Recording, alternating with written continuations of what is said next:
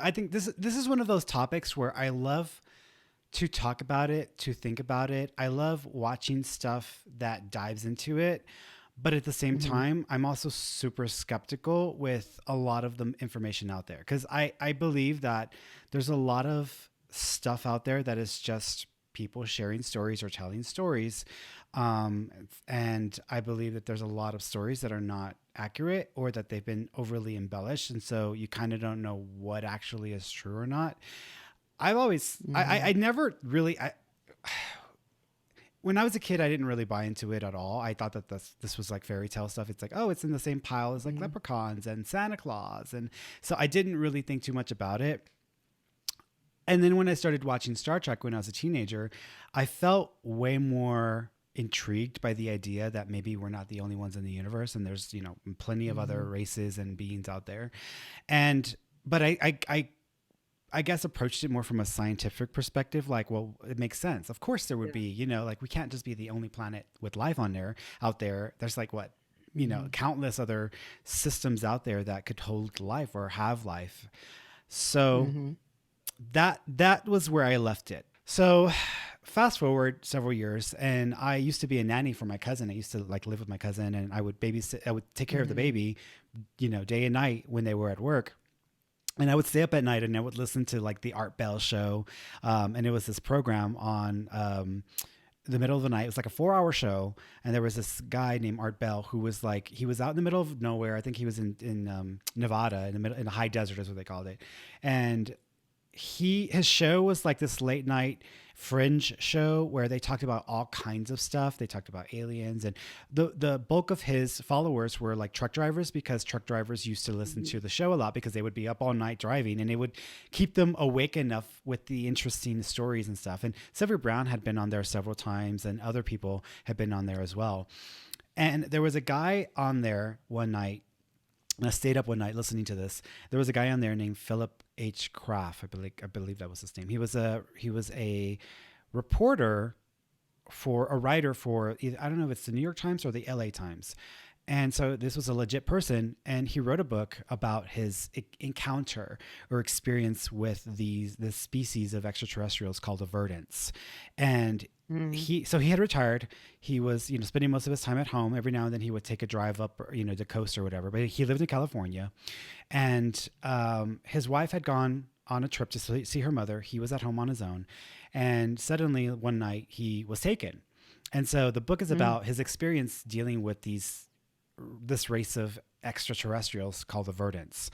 And he swore it was a real story and this was real and that he wasn't Mm-hmm. lying. And there's some validity there because he was a writer, etc. And the story goes is that he was taken up into this ship. This ship was just a smaller craft, which actually took him to a larger craft that was parked on the opposite side of the moon. And that on that side of the moon, there were actually that side of the moon is colonized by different extraterrestrial races, and they all have their own little sections, and they have an agreement that they're not supposed to interfere or they're not supposed to engage with us to a certain extent, but there were still these like secret agreements with different governments of the world, and that they were Mm-hmm. basically they were occupying that part of it because if people who don't know anything about the moon, there's a side of the moon that we will never see because it rotates Mm-hmm. at the exact same, it matches the rotation of the earth. So as the earth turns, the moon turns around it, it always has one side facing away from the earth. And so apparently these bases and these colonies or these facilities are on that side of the earth, on that side of the moon, and we will never see them. They're always protected by being on that side. And so the Verdants had a mothership or a main ship that was on that side of the moon.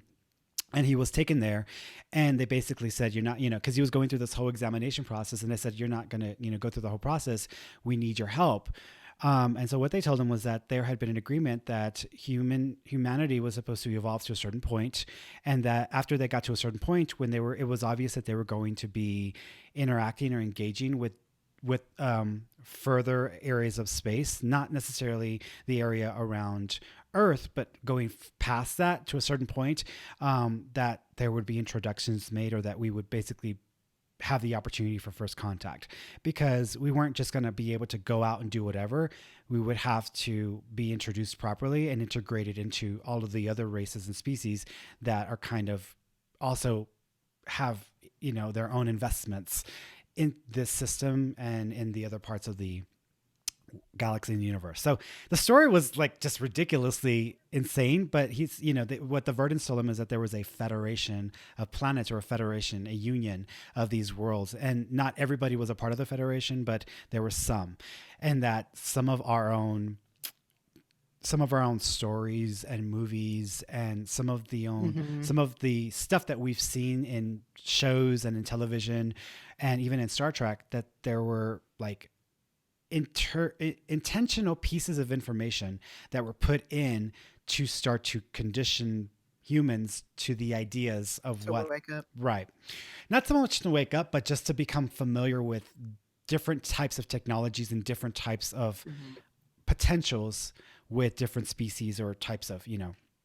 So that was the idea. And so they were preparing for all of these changes that were about to happen, and that they needed his help because they wanted him to write some paper or something to help with some of that. Because it wasn't just that one person was going to be responsible for all of this. It was that leaks or information would be released around the planet at different parts at different times to condition and to get people prepared. And when you put it all together, it kind of brings the story together of all those different pieces. And that a lot of people who were famous or people who were, you know, diplomats or politicians who were key pieces would be a part of this like unveiling of this first contact type thing, and that this is how it always had been done for a long time, etc. So that was the story. So I thought it was like fascinating and amazing, and I was like, oh my god, this sounds just like Star Trek. Well, I was going to say that sounds very similar to what you just yeah, said it about sounds Star very Trek. similar. I was like, oh my god, this is like ideal Star Trek. So this was like in the late 90s, because I think this was like 99 or 2000 that this story came out. And I was like fascinated. And I was like, after that, I was trying to read as much as I could about the idea of extraterrestrials and aliens. And I became more interested, because I was like, if this is a reality, I want to know more. I want to know as much as I can. So 1 year later, supposedly the contact or first contact of the Verdants and other races were supposed to happen at that time. It didn't happen because 9/11 happened. 9/11 happened and took over the entire like idea of what was going on in the world at that time. And it basically like trumped what was supposed to come out at that time. It like, you know, pushed it out of the, so then he went on and he wrote an additional book about how that first showing of themselves was scrapped because of what happened with 9/11, and that they were going to wait until we were not blowing ourselves up again, because apparently we had reached a period where we were at a more peaceful place, and then all of a sudden that triggered all these other things to happen. Yeah. So he came back with the second book. And then I read that one and I was like, well, that's all craziness. And that was it. That was the end. I didn't really hear much about him or the story. And it didn't really become a very popular story. It was one of those random things that like, it's like Roman Michelle's High School Reunion. A lot of people, when it first came out, it wasn't really popular. A lot of people didn't really like it. Over time, it became this cult classic. And so people in the UFO community, or people who are really into ufology, they probably have heard the story of Philip H. Graff and the Verdants.